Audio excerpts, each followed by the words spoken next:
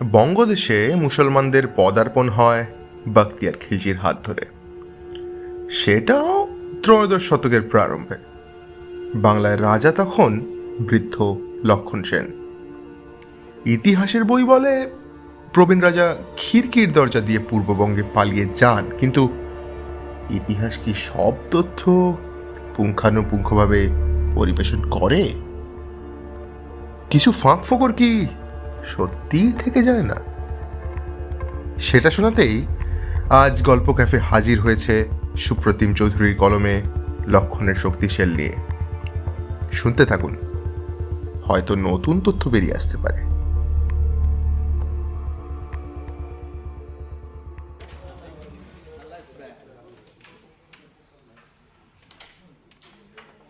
দাঁড়া দাঁড়া দাঁড়া, এই পৃথিবীতে বসে তুই এখন আমার সঙ্গে তর্ক করছিস, আবার অন্য পৃথিবীতে তোর সাথে আমার কোনোদিন আলাপই হয়নি, বুঝলি?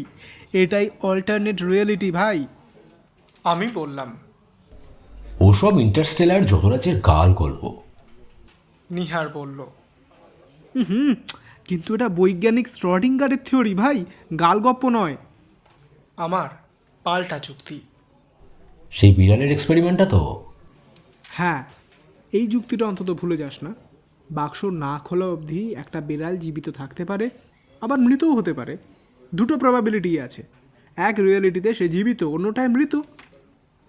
বিপুল একবার আমার দিকে তাকাচ্ছে আর একবার নিহারের দিকে, হয়তো ভাবছে কি বকে যাচ্ছে। নিহার বলল,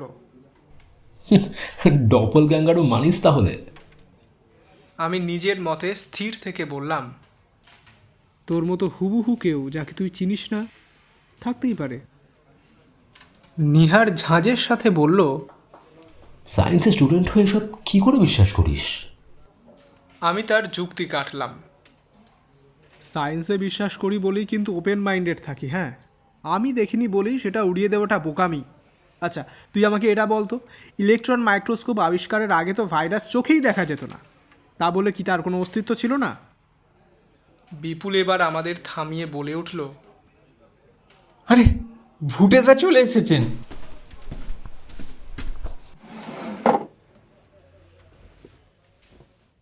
ঘরের মধ্যে ঢুকলেন আমাদের সান্ধ্য আড্ডার মধ্যমণি নিরাকার ভট্টাচার্য বা ভুটেদা। আড্ডা বলতে শনি রবি করে ক্লাবে একটা সান্ধ্য আড্ডা হয়। সেখানে থাকি আমি, বিপুল আর নিহার, আর আসেন ভুটেদা। সপ্তাহে 5 দিন কাজের পর দুটো সন্ধেতে বাকি 5 দিন চালানোর রসদ পাওয়া যায়।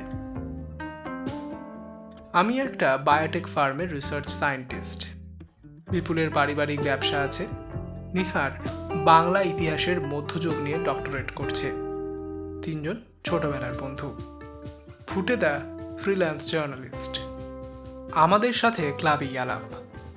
তার অনেক বিষয় পড়াশোনা, তাই তার গল্পের ঝুলির লোভে উইকেন্ড হলেই ক্লাবে চলে আসি। বিপুল সিঙ্গারার ঠোঙাটা ভুটেদার সামনে কাঁচের গোল টেবিলের ওপর রাখল। জনার্দন আজ গরম সিঙ্গারা ভাজছিল, দেখেই নিয়ে এলাম। বাহ, চমৎকার! ভেজালের বাজারেও জনার্দনের কোয়ালিটিতে আস্থা আছে। তা সিঙ্গারায় মচ করে একটা কামড় দিয়ে ভুটেদা জিজ্ঞাসা করলেন, কি নিয়ে আলোচনা চলছিল? আমি বললাম, ওই অল্টারনেট রিয়েলিটি নিয়ে কথা হচ্ছিল। ভুটেদা বললেন, ও বাবা, ওসব নিয়ে আমার আবার তেমন কোনো জ্ঞান নেই। নিহার আমার মাথায় একটা চাঁটি মেরে বিদ্রুপ করে বলে উঠল, ইউটিউব ইউনিভার্সিটি থেকে কটা ভিডিও দেখে বেশি বখতিয়ার হয়ে গেছে। কি বললে? বখতিয়ার? বলেই ভুটেদার চোখে একটা ঝিলিক খেলে গেল। মালিকুল গাজী ইখতিয়ার উদ্দিন মোহাম্মদ বিন বখতিয়ার খিলজি, নাম শুনেছ নিশ্চয়ই। বলে তার মাইনাস পাওয়ারের চশমার কাঁচের ওপর দিয়ে আমাদের জরিপ করে নিলেন ভুটেদা। গল্পের সুতো ছাড়ার এই পেশাদারি কায়দার উত্তরে কোনো জবাব না দিয়ে আমরা আলতো করে ঘাড় নাড়লাম। মৌনং সম্মতি লক্ষণম। পকেট থেকে সিগারেটের প্যাকেট আর লাইটার বের করে ফুটেদা সিগারেটে অগ্নিসংযোগ করলেন। আপনি আবার একদিনের মধ্যে মালবড়ো ছেলে ডানহিল ধরলেন নাকি? বিপুল জিজ্ঞাসা করল। ফুটেদা লাজুক হেসে বললেন, ওই আর কি। ধোঁয়ার রিং ছেড়ে গল্প শুরু করলেন। বখতিয়ার খিলজি লোকটার এলেম ছিল, অধ্যবসায় ছিল। ভেবে দেখো, এখনকার আফগানিস্তানের দক্ষিণে অবস্থিত গরমশির অঞ্চলে খলজি উপজাতির একজন অতি সাধারণ ব্যক্তি। ছোট্ট খাট্ট শীর্ণকায় চেহারা, লম্বা লম্বা হাতগুলো 2 হাঁটু ছাড়িয়ে যায়। প্রথমে যখন গজনির সুলতান মইজুদ্দিনের দরবারে কাজের খোঁজে যায়, ওই সাদামাঠা চেহারা দেখে খুব সামান্য বেতনের কাজ পায়। পছন্দ হয়নি, সেটা ছেড়ে দিয়ে ভারতবর্ষে চলে আসে, সিধা দিল্লিতে। সেখানে কুতুবুদ্দিন আইবক জাঁকিয়ে বসে আছেন, সেখানেও রিজেক্টেড। কিন্তু তাতেও দমেনি বখতিয়ার। সাহস আর উদ্যোগে ভর করে সে চলে এলো বাদাউন। সিপাহশালার হিজাবর উদ্দিনের কাছে কিছুকাল কাজ করল। অবশেষে অযোধ্যায় মালিক হুসামুদ্দিনের কাছে এসে সে তার বীরত্বের পুরস্কার স্বরূপ এখনকার মির্জাপুর জেলার দক্ষিণ পূর্ব দিকে একটি জায়গির পায়। তার নিজের বাহিনী নিয়ে সে মাঝে মধ্যেই প্রতিবেশী এলাকাগুলোতে হামলা ও লুট করত। আস্তে আস্তে তার নাম ছড়িয়ে পড়তে থাকে, বাহিনীও বাড়তে থাকে। এসব দিল্লিতে সুলতান কুতুবের কানে পৌঁছয়।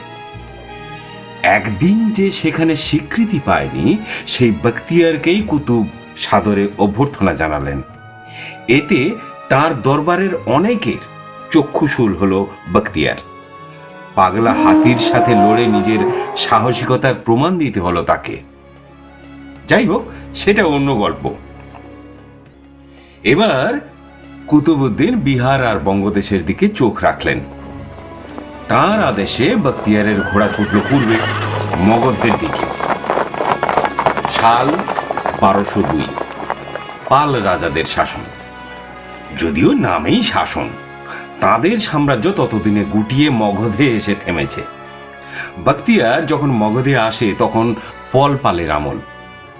তার পক্ষে মগধ জয় করা ছিল শুধুমাত্র সময়ের অপেক্ষা। আমরা মন দিয়ে শুনে যাচ্ছি। কখনো সিঙ্গারায় কামড় দিতে ফুটেদা থামলে বাইরের পৃথিবীর সব কোলাহল যেন ফিরে আসছে। ভুটেদা বললেন, এই পালরা ছিলেন বৌদ্ধ।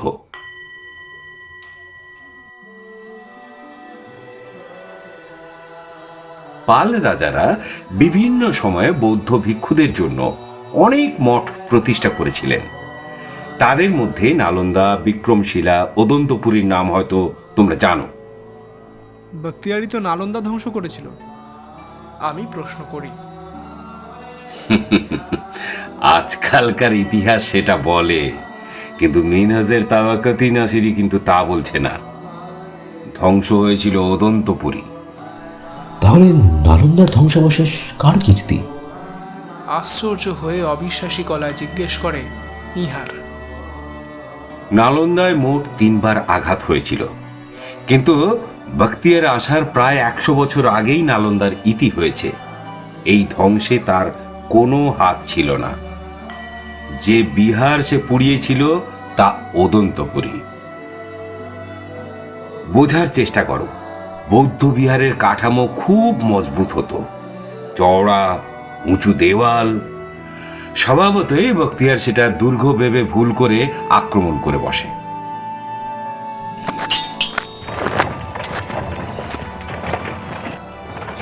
কিন্তু ভিতরে গিয়ে দেখে সবাই মুন্ডিত মস্তক বৌদ্ধ ভিক্ষু। তা সত্ত্বেও সে সেই সংসার ত্যাগী, কারোর সাথে পাচে না থাকা মানুষগুলোকে হত্যা।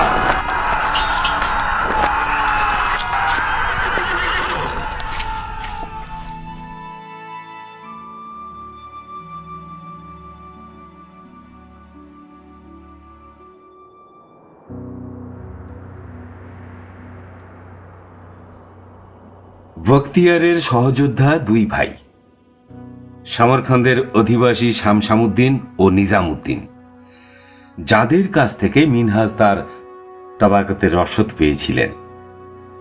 ব্যাপারটাকে ভালো চোখে দেখেনি। তারা ছিল জ্ঞানী ও ধর্মপ্রাণ। নিরস্ত মানুষদের এহেন প্রাণহানির বিরুদ্ধাচারণ তারা প্রত্যক্ষভাবে না করলেও মনে মনে খুবই অসন্তুষ্ট হয়েছিল। কিন্তু কী বা করা যাবে? অদন্তপুরী গ্রন্থাগারে রাশি রাশি পুঁথি আবিষ্কৃত হয়। সেগুলোর পাঠোদ্ধারের আদেশ করল বাখতিয়ার। কিন্তু পাঠ করবে কে? বিহার তো শ্মশান হয়ে আছে। আশপাশের গ্রাম থেকে কিছু পণ্ডিতকে টেনে আনা হলো। তাদের মাধ্যমে বখতিয়ার বুঝল সেই সব পুঁথি কত মহামূল্যবান। বুঝে সে কি করল? এই তো না, সেগুলো বাজেয়াপ্ত করল না, শটান পুড়িয়ে দেওয়ার নির্দেশ দিল। ভাবতে পারো, কত পণ্ডিতের কত লক্ষ লক্ষ সূত্র একটা স্ফুলিঙ্গের গ্রাসে চিরকালের মতো হারিয়ে গেল। একটা দীর্ঘশ্বাস ফেললেন ফুটেদা। পুঁথি পোড়ার দৃশ্যটা যেন চোখের সামনে দেখতে পাচ্ছেন। কিছু উজবুক কালে কালে এখানে এসেছে, আর আমাদের যা কিছু ছিল হয় তছনছ করেছে, নইলে ঝেপেছে। আক্ষেপ করলো বিপুল। একটা ধিক্কার সূচক চিক করে শব্দ করলো নিহার। রানীর মুকুট থেকে কৈনুকটা বাটপাড়ি করে ফেরত আনলে মন্দ হয় না। বলেই খ্যাক খ্যাক করে হাসলো বিপুল। আমরাও যোগ দিলাম সেই দিবা স্বপ্ন সুলভ হাস্যরসে।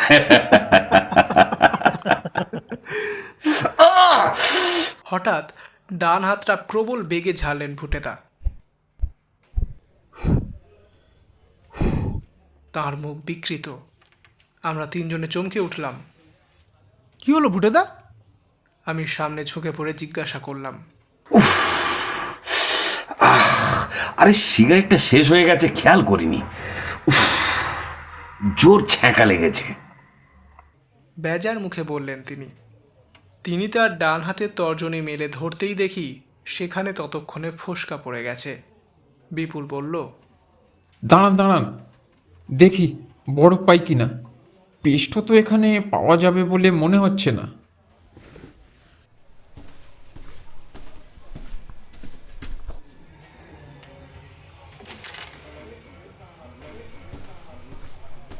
বিপুল বরফ না পেয়ে মুখ ঝুলিয়ে ফিরে এলো।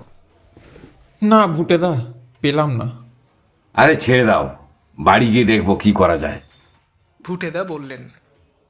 পর মুহূর্তেই আবার গল্প শুরু করলেন। হ্যাঁ, কোথায় ছিলাম বলো তো? ওই যে বাখতিয়ার অদন্তপুরী জ্বালিয়ে দিয়েছে। আমি খেই ধরিয়ে দিলাম। হ্যাঁ হ্যাঁ হ্যাঁ, এবার বাংলায় ফোকাস করি।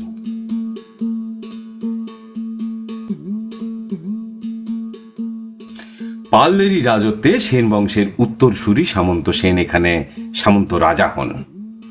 তিনি আদতে ছিলেন এখনকার কর্ণাটক প্রদেশের অধিবাসী। সেটা একাদশ শতকের মাঝামাঝি। বয়সকালে তিনি রাঢ় অঞ্চলে বসবাস শুরু করেন। তার নাতি বিজয় সেনের আমলে সেনদের প্রতিপত্তি চরমে ওঠে। বিজয় সেন দুর্বল মদন পালের গৌড় অধিকার করলে বাংলার রাস পালদের হাত থেকে আসে সেনদের হাতে। বিজয় সেন তার ৬০ বছরের বেশি রাজত্বকালে মিথিলা, চেদি, কামরূপ, উৎকল ইত্যাদি রাজ্য দখল করেন। এই সব অভিযানে তার নাতি লক্ষণ সেন বা রায় লক্ষণিয়া অংশগ্রহণ করেছিলেন। তখন তিনি যুবক। বলাল সেনের পর লক্ষণ সেন রাজা হন। সেই ১১৭৯ সালে তার বয়স ৫৫। ভেবে নাও, প্রায় রিটায়ার করার বয়সে একজন রাজা হলেন। অদন্তপুরী ম্যাসাকারের খবর পৌঁছল নবদ্বীপে রায় লক্ষণিয়ার কানে। বৃদ্ধ লক্ষণ সেনের বয়স তখন ৮০ ছুঁই ছুঁই। রিফ্লেক্স স্বাভাবিকভাবেই কমে গেছে। যুবা বয়সের সে তেজ বা শক্তি কোনোটাই নেই, কিন্তু ওই পোড় খাওয়া মাথাটা তখনও সতেজ আছে। নিয়মিত সংস্কৃত চর্চা করতেন, কবিতা লিখতেন, পুঁথির পোকা ছিলেন, শাস্ত্র সাহিত্য বিজ্ঞানে যথেষ্ট আগ্রহ ছিল। সেই কারণে অদন্তপুরীর 3 দিন ব্যাপী পুঁথি জ্বালানোর ঘটনাটা তার মনে দাগ কেটে গিয়েছিল। যাই হোক, বিদেশি শত্রুর হাত থেকে জন্মভূমি তো রক্ষা করতে হবে। নবদ্বীপে তখন পণ্ডিত জ্যোতিষীদের হাট। তাদের সাথে লক্ষণ সেন বসলেন। গণনা করে তারা জানালেন, শীর্ণকায় হাঁটু ছাড়ানো লম্বা হাত বিশিষ্ট এক মানুষের হাতে তার সাম্রাজ্যের পতন ঘটবে। রাজা তখন মগধে গুপ্তচর পাঠালেন খোঁজ নিতে। এই বিদেশী কি তাহলে জ্যোতিষদের গণনার সেই রহস্যময় ব্যক্তি? চর মারফত খবর এলো, হ্যাঁ, এই সেই। লক্ষণ সেন এবার গুছিয়ে বসলেন। অশীতিপর বৃদ্ধের কপালে চিন্তার গভীর ভাঁজ। কিভাবে কি করণীয় তা স্থির করতে হবে। ততদিনে নবদ্বীপের ব্রাহ্মণ ও বৈশ্যরা প্রাণের মায়ায় ভিটে মাটি ত্যাগ করে পূর্ববঙ্গের দিকে চলে যেতে শুরু করেছে। বন্ধ দরজার আড়ালে মন্ত্রীদের নিয়ে লক্ষণ সেন ছক কষতে শুরু করলেন। উত্তর ভারত থেকে বঙ্গদেশে আসার পথে তখন অনেক খরস্রোতা নদী পড়ে।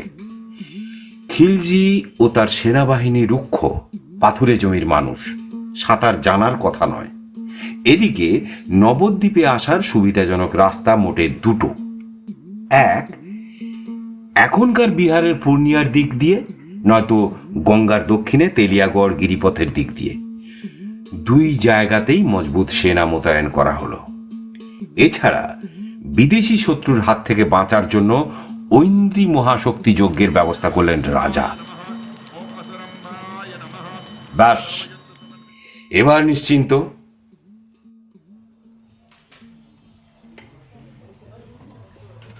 বখতিয়ার ওই 2 দিকের কোনোটা দিয়েই এলো না। এর কারণ অবশ্য এই যে কিছুদিন আগে লক্ষণ সেনের মন্ত্রী হলায়ুত মিশ্র বিপর্যস্ত অবস্থায় রুক্ষ বেশে তার শিবিরে এসে আসন্ন বিপদ থেকে নিজের প্রাণ বাঁচানোর তাগিদে বখতিয়ারকে সব গুপ্ত কথা বলে দিয়েছেন। লক্ষণ সেন কোথায় সেনা সাজিয়েছেন তা বখতিয়ার মন দিয়ে শুনেছে। এমনকি এও জেনেছে যে লক্ষণ সেনের কাছে এমন দামি সম্পদ আছে যা পেলে তার নসিব খুলে যাবে। এরপর 1 থলি মোহর দিয়ে বখতিয়ার মিশ্রকে বিদায় করেছে।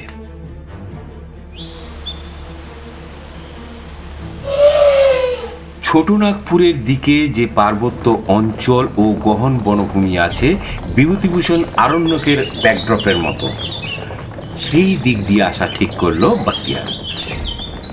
সাঁওতাল পরগনার ভিতর দিয়ে সেখানকার অধিবাসীদের কাছ থেকে রাস্তা বুঝে নিয়ে সে সেই ভয়াল জঙ্গলের পথ ধরল।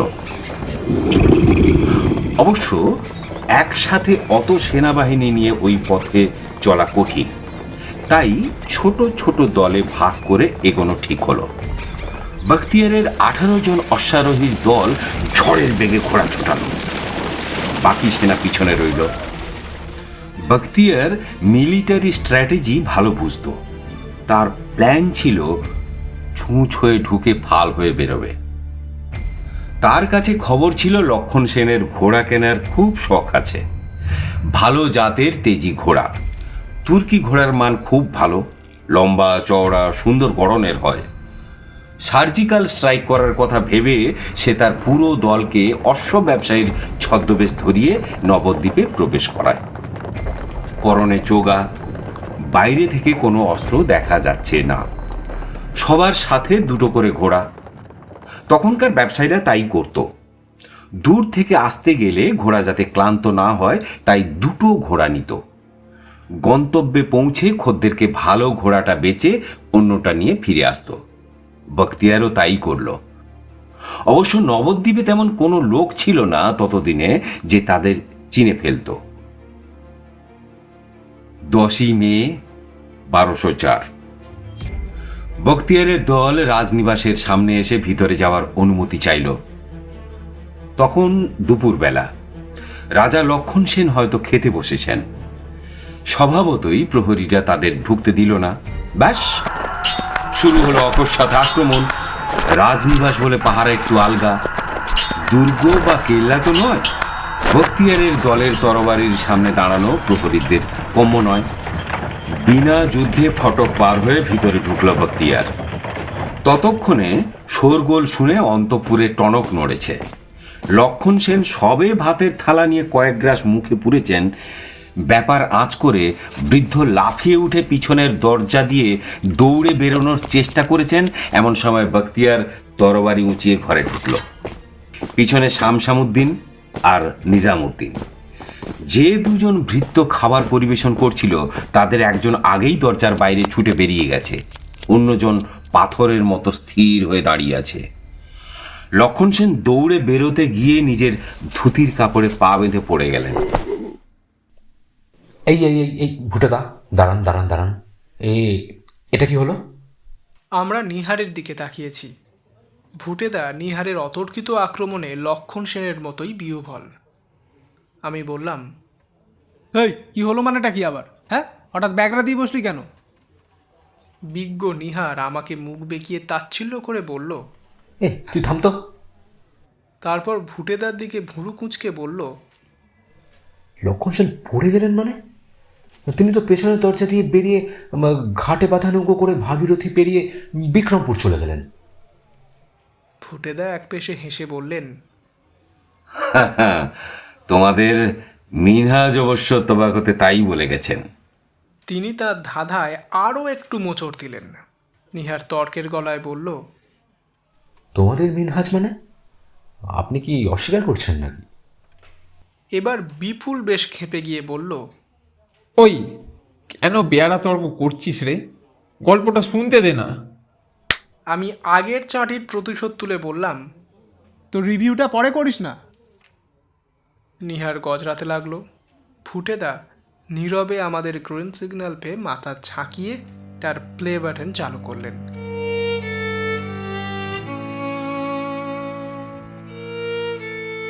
ভূপতিত ভূপতি। রায় লক্ষণিয়া পিছন ফিরে দেখেন বখতিয়ার তার সানানো তরবারির ফলা তার ডান কাঁধের উপর ধরে আছে। রায় এবার তার নিজের চোখে সাক্ষাৎ দেখলেন পিছনের মানুষটাকে। সত্যিই তার হাত দুটো তার হাঁটু ছাড়িয়ে যায়। ছোট্টখাট্ট হলেও দাপুটে চেহারার সবচেয়ে বড় দ্রষ্টব্য ওই কটা রঙের জল জলে চোখ দুটো। এই তাহলে বর্তমান ভারতের ত্রাস, বখতিয়ার খিলজি। রায় মিনতি ভরে বখতিয়ারের দিকে তাকালেন। বেশ বুঝতে পারছেন তার পরিণতি অদন্তপুরীর ভিক্ষুদের মতোই হতে চলেছে। এককালের বীর যোদ্ধা আজ জীবনের শেষ লগ্নে এসে বিদেশি শত্রুর কাছে প্রাণ ভিক্ষা করলেন। তিনি জল ভরা চোখে হাত জোড়ো করে বললেন, আমার যা আছে পানিয়ে নাও। একজন নিরস্ত্র বৃদ্ধকে হত্যা করে নিজের পাপের বোঝা বাড়িও না।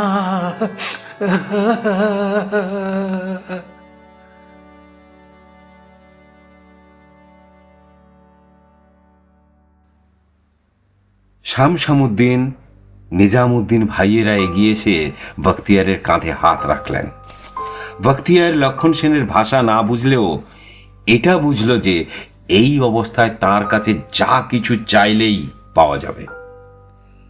সে রাজাকে কাঁধ ধরে ঝাঁকিয়ে তুলল, দাঁতে দাঁত চেপে নিচু গলায় চিবিয়ে চিবিয়ে নিজের ভাষায় জিজ্ঞেস করল, কৌড়ি কা খজানা কাহা হ্যায়? কড়ি শুনেই লক্ষণ সেন বিস্মিত হলেন। সখেদে নিজের মাথা অল্প ঝাঁকিয়ে হার স্বীকার করলেন। তারপর বখতিয়ারের দিকে একবার তাকিয়ে তাকে অনুসরণ করতে বললেন। বখতিয়ার সহ তার কিছু অনুচর রায়ের পিছন পিছন এক গুপ্ত কুঠুরির কাছে পৌঁছল। বাইরে থেকে সে কুঠুরির হদিশ সন্ধান করা যে কারোর পক্ষে অসাধ্য। কুলুঙ্গিতে রাখা প্রদীপের আলোয় সেই কুঠুরির গায়ে দেওয়ালে এক নির্দিষ্ট কায়দায় কয়েকবার টোকা দিলেন রায় লক্ষণিয়া। ছোট্ট সেই কুঠুরির দুই পাল্লা ধীরে ধীরে খুলে গেল। রায় তার হাত গলিয়ে একটা বেশ বড় কারুকার্য করা তামার বাক্স বের করে আনলেন। সেই বাক্সের ডালা খুলে বখতিয়ারের সামনে মেলে ধরলেন।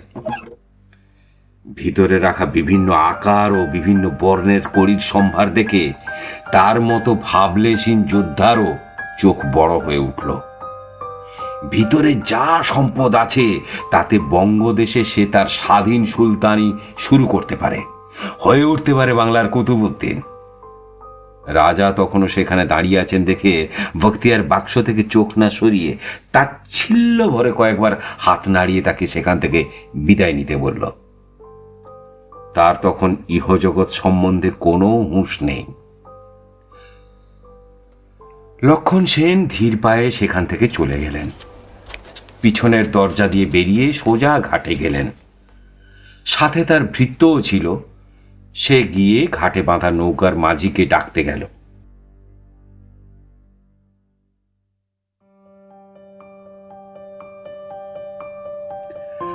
রাজা স্থানুবৎ দাঁড়িয়ে আছেন।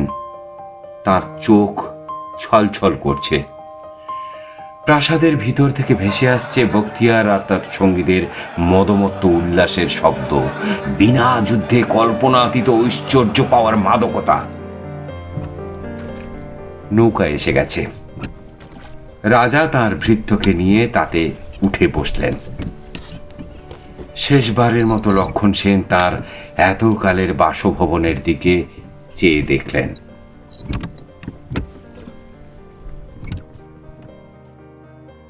বিপুল করুণ রসে ভেসে গেছিল। আফসোস করে বলে উঠল, ইস, বুড়ো রাজার কত যত্নে রাখা সম্পত্তি অন্যের হাতে চলে গেল।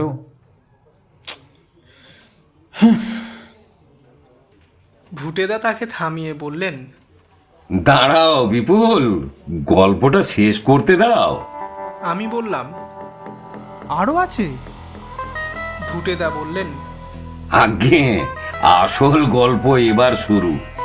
আমি আর বিপুল নড়ে চড়ে বসলাম। নিহার দেখলাম ঠোঁট বেঁকিয়ে নিজের মনে ভুটেদার গল্পের কাটাছেঁড়া করে যাচ্ছে। ডান হিলে একটা মোক্ষম টান দিয়ে ভুটেদা বললেন, নৌকা খানিকটা এগিয়েছে। প্রাসাদের ভিতর থেকে তখনও অট্টহাসির রেশ ভেসে আসছে হাওয়ার টানে। হঠাৎ হাসি মিলিয়ে গিয়ে একটা সমবেত ভয়ার্ত চিৎকার শোনা গেল।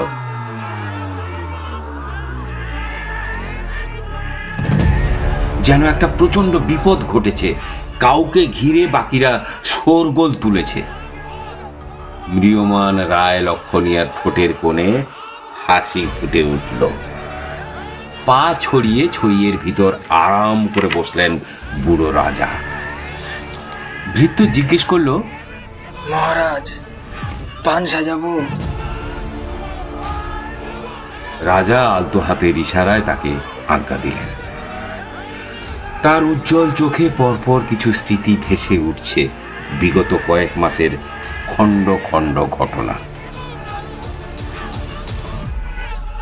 খবর এসেছে বখতিয়ার খিলজি মগধ জয় করেছে ও অদন্তপুরী বিহারে নারকীয়তার সৃষ্টি করেছে। নিরীহ মানুষের প্রাণহানির সাথে শতাব্দী প্রাচীন পুঁথি নষ্ট করেছে। এবার তার নিশানা নবদ্বীপ। ঢাল তরোয়াল যুদ্ধের আগেও গুরুত্বপূর্ণ হল মানসিক যুদ্ধে জিতে থাকা, শত্রুকে ভ্রমে ভুলিয়ে রাখা। লক্ষণ সেন বৃদ্ধ, ভীরু, বিদেশি শত্রুর ভয়ে মুহ্যমান। এই ধারণা যদি বখতিয়ারের মনে বদ্ধমূল হয়, তাহলে অতিরিক্ত আত্মবিশ্বাসে ভুল চাল চালবেই। রাজ্যে রটি দেওয়া হলো যে মগধ বিজয়ী বখতিয়ার এবার নবদ্বীপে আসছে। রাজা নিজেও জানেন না কিভাবে এই আক্রমণ ঠেকাবেন। নাগরিকেরা ভয়েই রাজ্য ছেড়ে অন্যত্র চলে যাবে। জনশূন্য নগর দখল করা আরও সোজা হবে বখতিয়ারের জন্য। সেই বিশ্বাসে তার জনবল কম হবে। একা বুড়ো রাজাকে হারানো তার মতো শক্তিশালী জওয়ানের কাছে কি আর এমন। অন্যদিকে রাজনিবাসের আসল প্রহরীদের কিছুদিনের জন্য কাজ থেকে অব্যাহতি দেওয়া হবে। তার পরিবর্তে নবদ্বীপের কারাগারের কুখ্যাত বন্দীদের কিছু মিথ্যে কথা এবং যথাযথ টোপ ফেলে নকল প্রহরী সাজিয়ে রাখতে হবে। রায় লক্ষণীয়ার সবচেয়ে বিশ্বস্ত মন্ত্রী হলায়ুধ মিশ্র। দুজনের অনেক গুপ্ত বৈঠকে ঠিক হলো মিশ্রের কাজ। সেই কাজ যেমন বিপজ্জনক তেমন গুরুত্বপূর্ণ। প্রসঙ্গ উত্থাপন করেছিলেন হলায়ুধ নিজেই।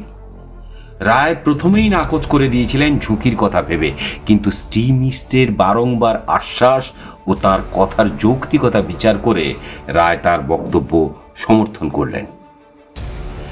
ব্যাপারটা হলো এরকম, বখতিয়ার যেভাবে এগিয়ে আসছে তাতে ভারতের গোটা পূর্বাঞ্চল তার হস্তগত হওয়া শুধু কিছু সময়ের অপেক্ষা।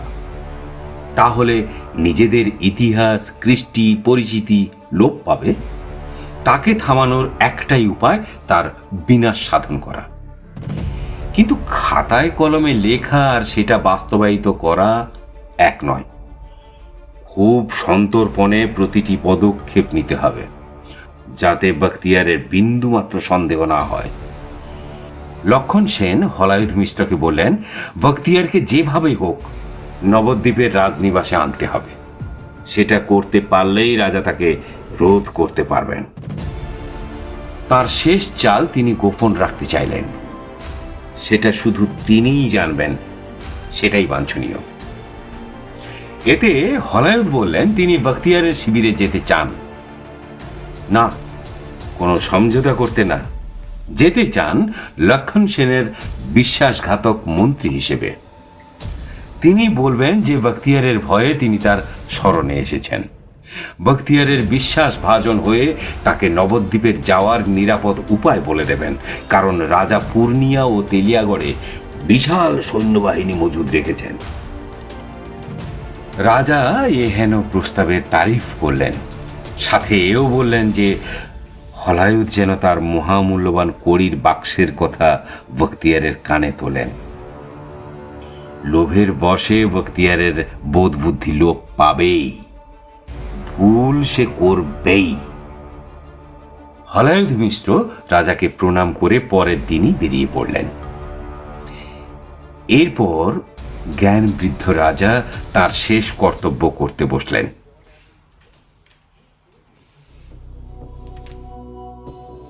তিনি তার কড়ির বাক্স খুললেন। কত বছরের জমানো তার শখের কড়ি, বিভিন্ন প্রকারের, ভারত ও প্রশান্ত মহাসাগরের নানা প্রান্ত থেকে তিনি আনিয়েছেন। তাদের যেমন বাহার তেমন বৈচিত্র্য। কড়ির ব্যাপারে জানতে পারেন যুবক অবস্থায়। বিভিন্ন বিষয়ে তার ঝোঁক। পুঁথি পেলেই বাছবিচার না করে পড়েন। সেইভাবেই জানতে পারেন দেশ বিদেশের অজানা তথ্য। কড়ি নিয়ে পড়তে পড়তে একদিন তিনি অবগত হন এক ধরনের শামুকের ব্যাপারে। পৃথিবীতে আর কোনো প্রজাতির শামুক বিষাক্ত নয়, এই মৃত্যু সম্মুখ ছাড়া। মৃত্যু সম্মুখ বলতে কি কোন স্নেল বলছেন, যারা ওই সমুদ্রের নিচে নুড়ি পাথরের তলায় লুকিয়ে থাকে? মুখের ভেতরে এক ধরনের ছুঁচের মতো জিনিস থাকে, আর তার পেছনে থাকে বিষের থলি। হ্যাঁ, সেখান থেকে বিষ সেই ছুঁচ বেয়ে বাইরে আসতে পারে। তারপর ওই ধরুন মাছ বা অন্য কোনো ছোট কোনো জলজ পোকা কাছে এলেই নিমেষের মধ্যে সেই ছুঁচ ফুটিয়ে তাকে অসাড় করে গিলে খায়। এই প্রজাতির অন্যতম বিষধর শামুক হলো টেক্সটাইল স্নেল। এর ছুঁচ মানুষের হাতে ফুটলে তার পেশি অসাড় হয়ে দৃষ্টিশক্তি আর শ্বাসক্রিয়া বন্ধ হয়ে মৃত্যু অনিবার্য। আমাদের আমাদের ভারত মহাসাগরেই তো বোধহয়, হ্যাঁ হ্যাঁ বোধহয় পাওয়া যায়। এক নিঃশ্বাসে কথাগুলো বলে আমি থামলাম। এক্স্যাক্টলি, ঠিক ধরেছ। ভুটেদা তার উত্তেজনা চেপে বললেন। ভুটেদার গল্পের মাঝে এরকম একটা অপ্রত্যাশিত ছেদ ফেললেও ভুটেদা দেখলাম ইমপ্রেসড। সরি ভুটাদা, একদম সরি, মানে একটু এক্সাইটেড হয়ে গেছিলাম আর কি। আপনি আপনি বলে যান। আমি লজ্জিত হয়ে বলি, তন্ময় হয়ে এই গল্প শুনছিলাম। তর্কবাগীশ নিহারও দেখলাম ফুট কাটছে না। ভুটেদা তাঁর ঐতিহাসিক সিনে ফিরলেন। টেক্সটাইল স্নেলকে বলা হতো ত্রিভুজ পৃষ্ঠ সম্মুখ। ভুটেদা সবিস্তারে বললেন। ওদের খোলে সাদা সাদা ত্রিভুজের নকশা থাকে, তাই ওই নাম। তো এই ত্রিভুজ পৃষ্ঠ হবে লক্ষণ সেনের অস্ত্র। তার কাছে যে কটা শামুক আছে সেগুলো যদিও জীবিত নয়, তা হলেও তাদের সূচে কিছু বিষ অবশিষ্ট আছে। সেই সূচ কারোর দেহে ফুটলে সেই বিষ রক্তের সংস্পর্শে এসে সক্রিয় হয়ে উঠবে। অভূতপূর্ব চাল। তাকে সম্মুখ সমরেও যেতে হবে না। বখতিয়ারের লোভই তার মৃত্যুর চাবিকাঠি হবে। তিনি শুধু বাক্সটা তার হাতে দেবেন। অত কড়ির তলায় মৃত্যু সম্মুখের কয়েকটা বড় আকারের বৈচিত্র্যময় খোল দেখলে তার মন বরং খুশিতে আরও ভরে উঠবে। রাজা তার মহামূল্যবান কড়ির সবই সরিয়ে ফেললেন। বাক্সে যা রইল তা খুবই সাধারণ কড়ি। অবশ্য সেটা লক্ষণ সেনের অভিজ্ঞ চোখই চিনবে। বখতিয়ারের চোখে সবই সমান লাগবে।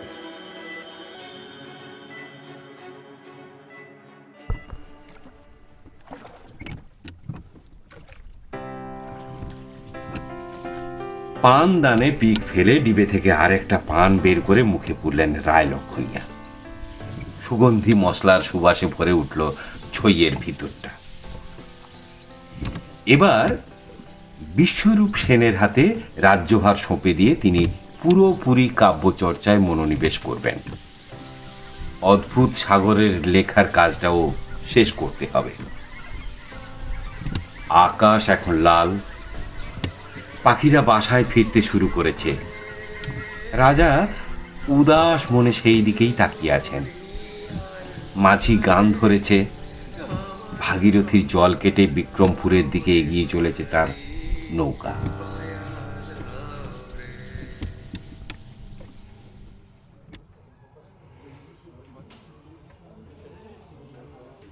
ভুটেদা শেষ ডানহিলের স্ট্যাপটা অ্যাস্ট্রোতে গুঁজে দিয়ে হাত দুটো হাঁটুর ওপর রাখলেন। তারপর বাঁ হাত তুলে ঘড়ি দেখে বললেন, এবার উঠতে হচ্ছে। আমি আর বিপুল বিভোর হয়ে বসে আছি। ঘটনার রেশ এখনো কাটেনি।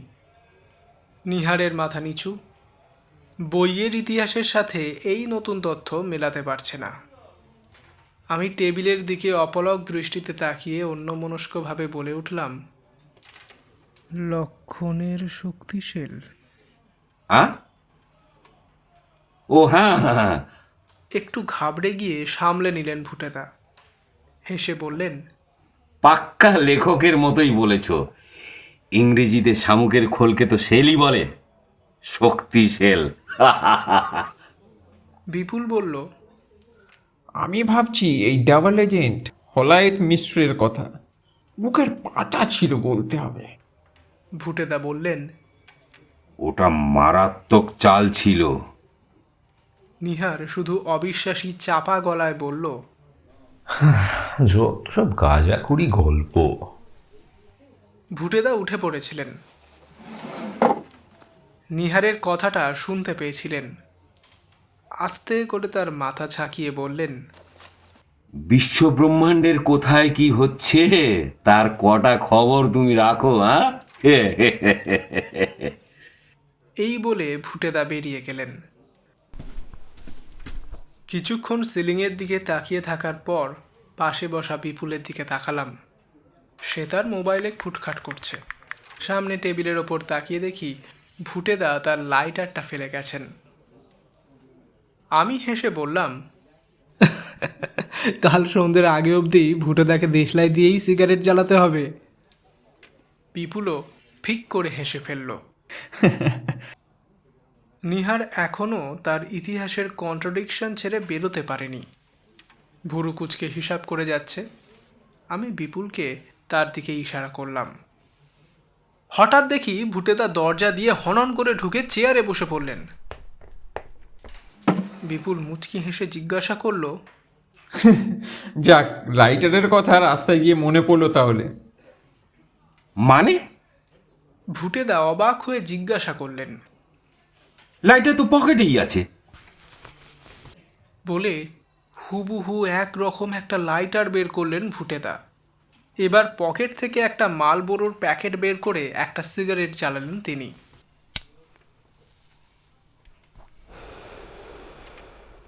আরে তোমাদের বৌদির এক ছোটবেলার বান্ধবী এসে পড়াতে আসতে দেরি হয়ে গেল। ধোঁয়া ছেড়ে বললেন ভুটেদা। কি বলছেনটা কি বলুন তো? আজ সন্ধ্যে থেকে একটার পর একটা আল পটকা জিনিস বলে চলেছেন, এখন আবার ডানহিল ছেড়ে মালবড়ো খাচ্ছেন। এটা কি কোনো প্র্যাকটিক্যাল জোক নাকি? কিছুক্ষণ আগের হাড়ের প্রতিশোধ নিচ্ছে জানো নিহার। কি বলছো কি তোমরা, বলো তো? আমি তো কিছু বুঝতে পারছি না। ভুটেদা আমাদের চেয়েও বেশি হতভম্ব। আমরা তাজ্জব হয়ে এর ওর মুখ চাওয়াচাবি করছি। হঠাৎ আমার কি মনে হলো, লাফিয়ে গিয়ে ভুটেদার ডান হাতটা ধরে বললাম, এই দেখি আপনার তর্জনীটা দেখি। ভুটেদা কিছু বোঝার আগেই তার তর্জনী দেখে আমি মাটিতে ধপ করে বসে পড়েছি। ফোসকা গায়েব। আমি যন্ত্রচালিতের মতো বলে উঠলাম। ভুটেদা মুখ হাঁ করে এর ওর মুখের দিকে তাকাচ্ছেন। কিছুই তার মাথায় ঢুকছে না। বিপুল একটু কেঁপে উঠল। নিহার চঞ্চলভাবে নিজের মাথার চুল ঘাঁটতে ঘাঁটতে আপন মনে বলে যেতে লাগলো, তোমাদের মিনহাজ আত্মপান্ত ইতিহাস বদলে দেওয়া। তারপর মাথা নাড়াতে নাড়াতে বলল, বিশ্বব্রহ্মাণ্ডের না না না না না না না এ হতে পারে না। না, আমি দিশেহারা হয়ে বললাম, doppelganger, time travel, alternate reality, কি এটা? একটা টিকটিকি ডেকে উঠল।